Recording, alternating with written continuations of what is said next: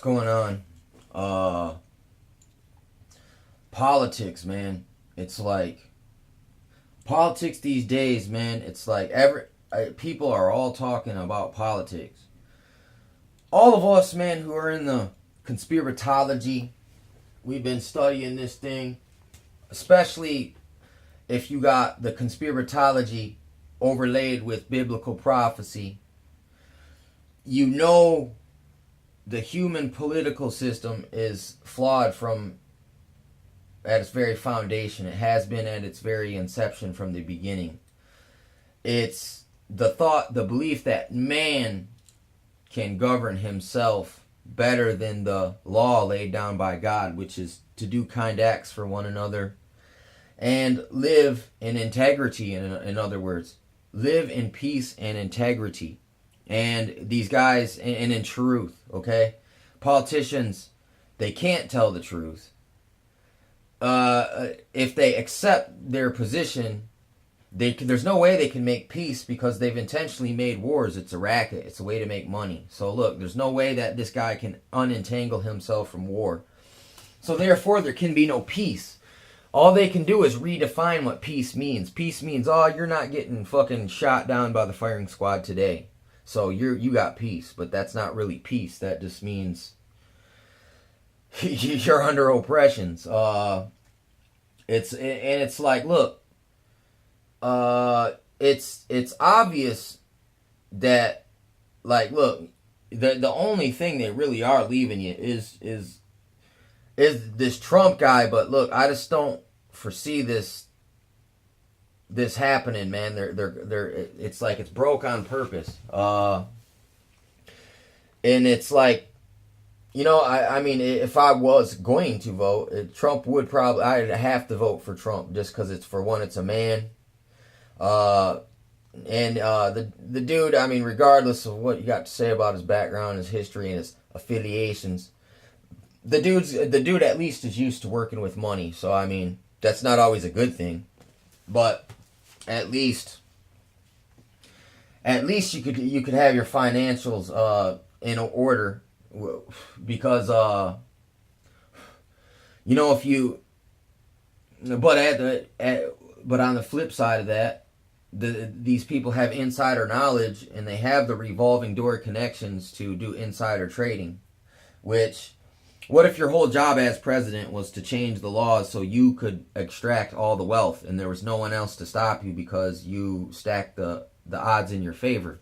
That's basically about what we got going on. It doesn't matter if we get Trump. Trump's gonna nudge us into a fascist, neoconservative type of way of life. And if you get Hitlery, you're going into a straight up communist, Marxist, socialist, Zeitgeist utopia, the Venus Project, which really is just Huxley, a brave new world, where you'll be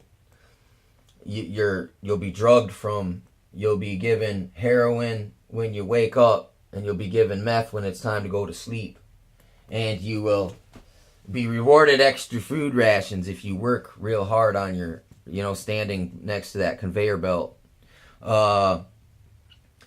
So everyone will have jobs, everyone will pay taxes, everyone will be at peace. I mean, that's the way they use double speech, because these ideas to a regular person with integrity would think, wow, that's a great thing. But when you understand that these are Machiavellianists, and it's all double speech, and it's not whatever they tell you, it's not really what they're telling you. It's like, look, you got to go look at the definitions and really stretch the meaning of the word and look at all the things it could mean, because there's like a evil law where they have to tell you what they're going to do before they do it.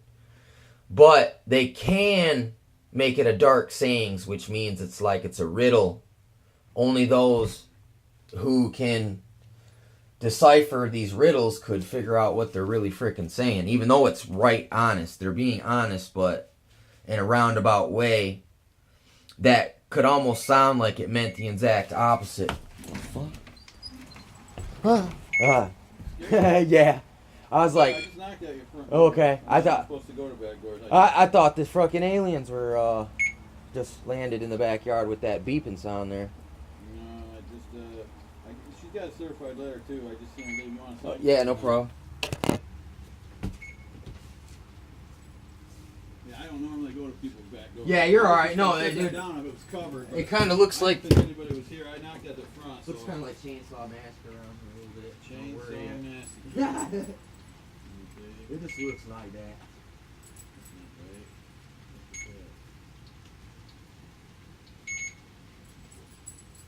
All I need you to do, and for you, is sign in the top screen with your fake pen. Okay. Cool. Cool.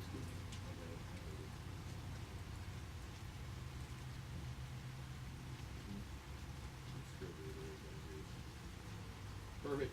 Thanks, sir. Appreciate it. Someone just dropped off a package, man. I heard beepings.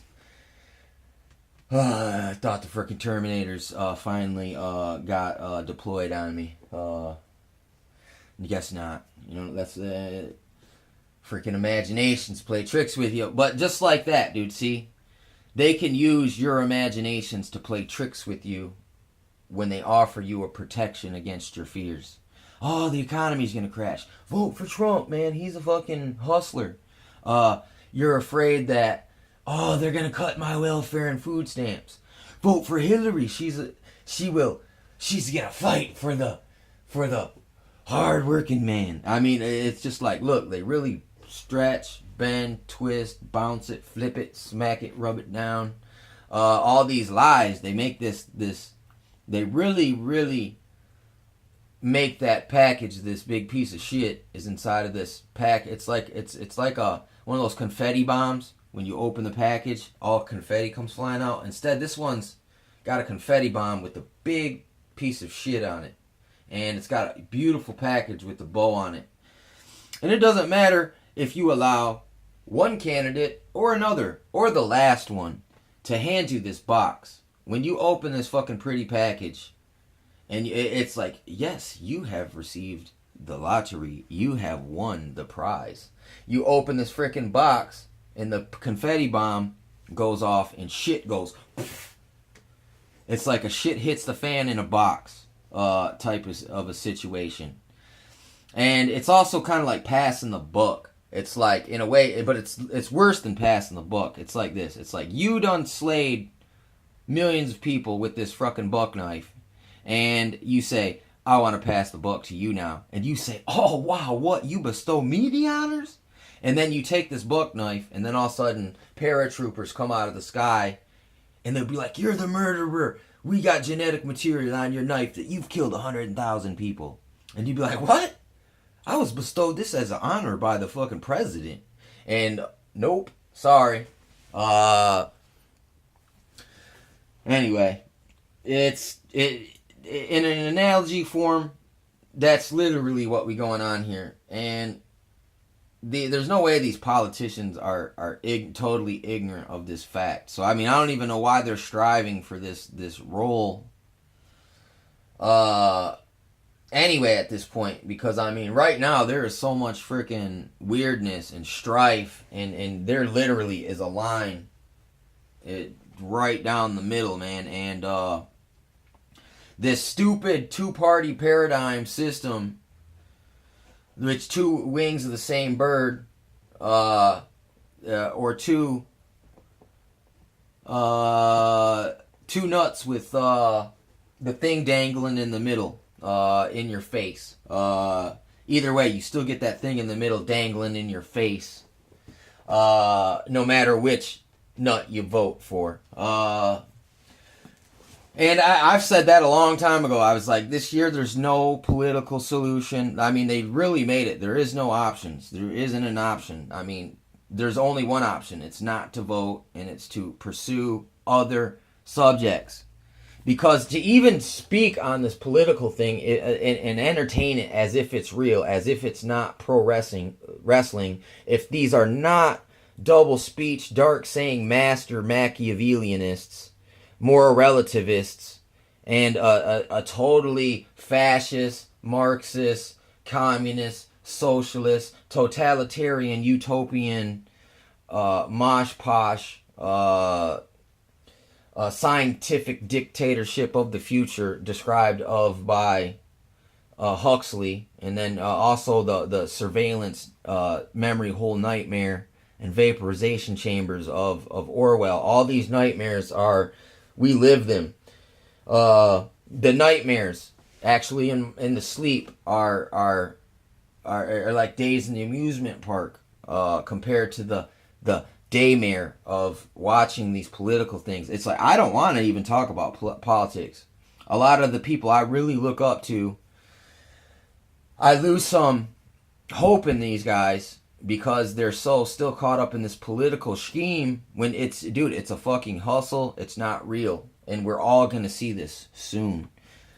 People are losing their relationships over having politics talk.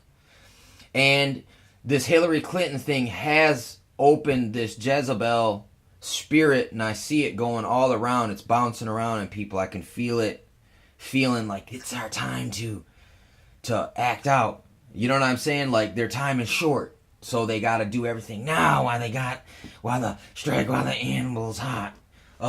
Type of a mindset. And see, and here's the thing. I thought it was Obama was going to be the one that receives the head wound and they kill the clone. But it looks like it's actually Hillary Clinton. So maybe I was wrong. And, in the Bulworth-Trump situation, also these connections where they've made all these alludings to what's going on right frickin' now. It's fucking insane. Even with the meteorites coming down, that movie with Morgan Freeman where he was the first black president and they were going into deep underground military bases. See, now they want the shit hits the fan extractions. They're counting on it now. It's almost like when they got the countdown to blast off. It's like the countdown has begun. Now all it is a matter of time until it gets down to 0-1 blast off. And, you know what I'm saying?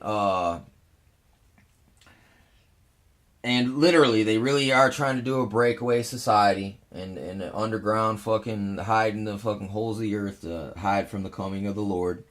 All these things are taking place. And there is great ethnicity is rising against ethnicity, and I see it. There's not being more understanding here. There's actually being a lot more confusion constantly. It's just more and more people are buying into